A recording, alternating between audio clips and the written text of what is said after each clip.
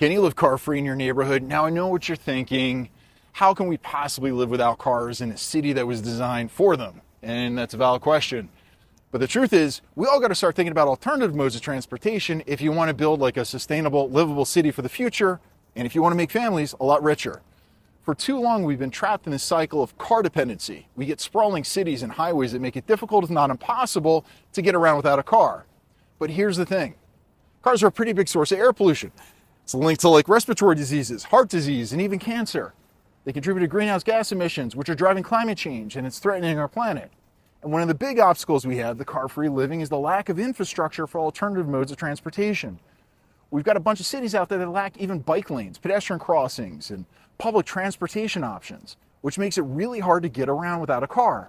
And some people rely on cars for the daily commutes, making it really challenging to ask anybody to switch to alternative modes of transportation. Now, despite all these challenges, there are a bunch of examples of cities that have successfully transitioned to car-free living. You can take a look at Amsterdam in the Netherlands. They have one of the highest rates of cycling in the world, and they've invested heavily in bike lanes, traffic calming measures, and other infrastructure to help support cycling.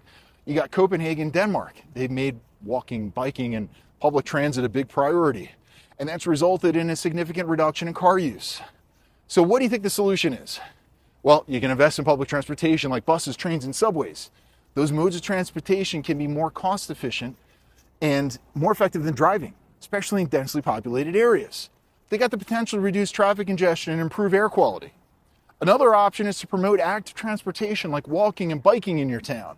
This not only reduces the need for cars, but it's got a ton of health benefits, including reducing the risk of obesity and heart disease and depression. And it helps build a more vibrant, pedestrian-friendly neighborhood that has really good social interaction and community building.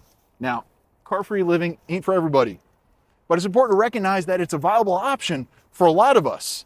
And if we can make our suburbs more walkable, bikeable, and accessible to public transportation, well, we make our families a lot richer and healthier.